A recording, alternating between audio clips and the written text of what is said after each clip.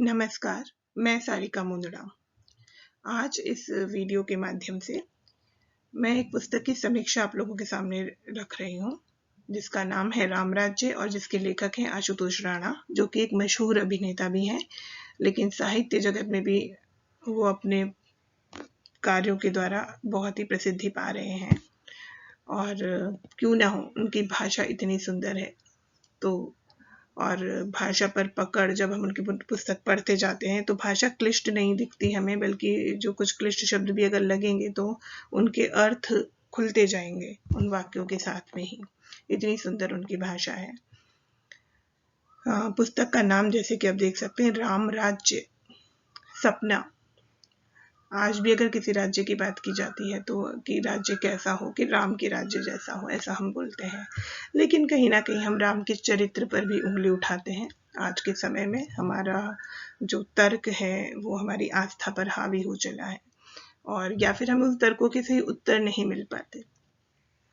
तो आशुतोष राणा जी भी आज के ही कहीं दौर से हैं, और ये तर्क, जो प्रश्न उनके मन में भी रहे होंगे और रहे हैं। उन्होंने अपनी पुस्तक के माध्यम से कहा है कि उनके मन में भी कई द्वंद्व चलते थे कि रामायण में जहाँ एक और राम के प्रति, सीता के प्रति इनमें एक आस्था उत्पन्न होती थी, वहीं वो कुछ प्रश्नों को भी खड़ा करती है। ठीक है, तो जो राम जब उस वक्त बहुत सारी रानियों से शादी कर सकते थे, उन्होंने एक ही स्त्री के साथ रहने का संकल्प लिया, एक पत्नी प्रथा उन्होंने चलाई। फिर जो सीता को अपने जीवन की प्राण वायु या प्राण शक्ति मानते हैं, उसको निकालना, वो भी एक धोबी की बात पे। तो ये जो प्रश्न है हमारे मन में आते हैं।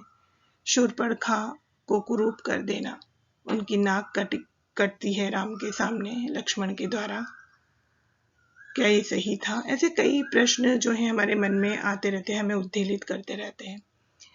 तो आशुतोष राणा जी ने इस पुस्तक में उन्हीं प्रश्नों पर अपनी बात की है। उन्होंने खुद कहा है कि प्रश्न कहीं ना कहीं मुझे भी बड़ा परेशान करते थे, लेकिन धीरे धीरे उन्होंने अपने खोज या अपने जीवन में उनका बारे में सोचा, बात की, और उनके मन में जो राम की छवि बनी वो कहीं इस पुस्तक के माध्यम से वो हमारे सामने रख रहे हैं। और ऐसा लगता है कि ये विषय सिर्फ उनका नहीं है जो प्रश्नों के उत्तर ढूंढने का, ये कहीं ना कहीं हम सबके मन में रहा है। तो इस पुस्तक को पढ़कर हम काफ़ी हद तक कुछ समाधान पा सकते हैं। किसके मन में कितने समाधान वो बैठ पाए ठीक तरीके से, वो तो पुस्तक पढ़ने के बाद ही कुछ उस पर बात हो सकती है। तो मेरे जो श्रोतागण हैं, अगर इस पे वीडियो पे जो आप अगर सुन रहे हैं, तो एक अनुरोध आपसे जरूर है कि समीक्षा तो मैं करूँगी, कर रही हूँ, लेकिन समय मिले थोड़ा सा भी तो इस पुस्तक को जरूर पढ़िए, क्योंकि इस पुस्तक को पढ़ने का जो मेरा आनंद है मैं आपके साथ में साझा कर रही हूँ। लेकिन जब ये पुस्तक आप खुद पढ़ेंगे तो उसका आनंद जो होगा वो आप खुद ही महसूस कर पाएंगे। मैंने इस पुस्तक को जिस तरीके से देखा है, हो सकता है आप कुछ और तरीके से देखें, हो सकता है मुझे मेरे प्रश्नों के उत्तर मिले हैं, आपको ना भी मिले, कुछ भी मतलब हो सकता है। लेकिन मुझे जो महसूस हुआ कि ये पुस्तक पढ़कर बहुत ही आनंद प्राप्त हुआ, और आशुतोष राणा जी को मैं इसलिए बहुत बहुत बधाई देती हूँ कि उन्होंने बहुत ही सुंदर पुस्तक लिखी है। और आशा करती हूँ कि मेरे श्रोतागण भी इस पुस्तक को जरूर पढ़ने की कोशिश करेंगे समय निकालकर, और अपने विचार भी मुझसे बांटेंगे या कमेंट के माध्यम से।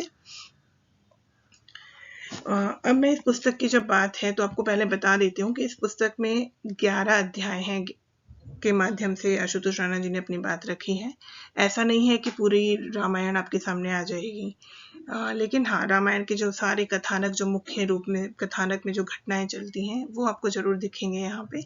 रामायण की निश्चित कुछ घटनाएं हैं, घटनाक्रम है जो हमें सबको पता है, तो आशुतोष राणा जी उन पर बात नहीं करते, वो कुछ मुख्य चीज़ों पर बात करते हैं जो हम लोगों के मन में प्रश्नों को खड़ा करती है। तो उन्होंने हर उस प्रसंग को छुआ है, उस पर बात करने की कोशिश की है जिसके बारे में वो सोचते हैं। ठीक है, जो 11 अध्याय हैं इस पुस्तक के, वो आपके सामने यहाँ पे मैंने रखे हैं पुस्तक की ही फोटो से। और जो पहला जो आपको दिख रहा है, पहले अध्याय के भी ऊपर मेरे राम, राम के बारे में एक बड़ी खास बात यह है कि कबीर के राम की बात की जाती है तो उनका स्वरूप कुछ और है, कोई और व्यक्ति कहेगा मेरे राम तो ऐसे हैं, मेरे राम तो ऐसे हैं। कोई निर्गुण मानता है, कोई सगुण मानता है। तो आशुतोष राणा जी की राम, हाँ, ये बिल्कुल सही है कि एक हमारे यहाँ पे एक उक्ति भी है कि जाकी रही भावना जैसी, प्रभु मूरत दीखी तिन तैसी। तो अगर राम के चरित्र में आपने संशय वृत्ति एक अपना रखी है तो आप उसी तरीके से उसको देखते जाएंगे। लेकिन अगर आपके मन में आस्था बहुत गहरी है और आप उन प्रश्नों के उत्तर ढूंढने की कोशिश करते हैं तो राम का क्या स्वरूप आता है और क्या छवि आपके मन में आती है, वो छवि यहाँ पर आशुतोष राणा जी ने अपनी लेखनी के माध्यम से इस पुस्तक में उकेरी है। और निश्चय ही ये छवि जो है हमारी आस्था को भी बनाए रखती है और हमारे भीतर राम जैसे चरित्र का आगमन हो सके, हमारे जीवन का उद्देश्य क्या है, इन ऐसे बहुत से पहलुओं पर भी बात करती है जो वर्तमान समय में हमारे लिए आवश्यक भी हैं। चाहे वो विज्ञान के पहलू हों, चाहे नागरिक शास्त्र के पहलू हों, चाहे एक राज्य को चलाने के लिए जो नियम कानून के पहलू हों, आदि सब कहीं ना कहीं इसमें गुथा हुआ है। और उस पे भी सुंदर उनकी भाषा शैली वो पढ़कर ही महसूस की जाती है। ठीक है ना? तो इस पुस्तक को जरूर पढ़िएगा। और अगला जो वीडियो है उसमें मैं बात करूंगी कैकेयी के प्रसंग के बारे में, जहां से रामायण की नींव पड़ती है कि कैकेयी जब कहती है कि राम को 14 वर्ष का वनवास दो और भरत को राजगद्दी पर बैठाया जाए। ये जो घटनाक्रम है पूरा, यहाँ से रामायण का जो दिशा है वो बिल्कुल बदल जाती है। और उसके पहले भी जो आशुतोष राणा जी ने राम का जो चरित्र है वो कितना महान है, स्वयं शिव शंकर भी राम के चरित्र का नमन करते हैं, ध्यान करते हैं। ये एक कथा उन्होंने इसमें मेरे राम जो शीर्षक से उन्होंने जो अध्याय डाला है इसमें उन्होंने बताई है। वो कथा संक्षिप्त में आपको मैं यहाँ बताती हूँ। उस कथा में उन्होंने ये कहा है कि शिव जी के जो तीनों बच्चे हैं, देवता, दानव या राक्षस और मानव, ये तीनों एक बार शिव जी के पास जाते हैं और बोलते हैं कि आपकी संपत्ति जो है, श्लोकों की संपत्ति जो आपके पास में है वो हमें बांटिए। अब शिव जी के पास होते हैं 1,00,000 श्लोक, तो शिव जी उनको बराबर बराबर बांट देते हैं। फिर भी कुछ श्लोक बच जाते हैं क्योंकि 1,00,000 को 3 में तो ढंग से विभाजित नहीं किया जा सकता। तो फिर ऐसे करते करते जब वो श्लोकों को बांटते जाते हैं तो अंत में बचता है एक श्लोक। फिर भी जो तीनों ये संतानें हैं नहीं मानती, बोले कि आप अभी भी हमें दे सकते हैं कुछ। तो शिव जी सोचते हैं और उस श्लोक के 2 अक्षर रा और म उसको अपने लिए रख लेते हैं और बाकी जो शब्द हैं 32 में से जो बाकी के 30 शब्द हैं वो वापस देवता, दानव और मानव में बांट देते हैं।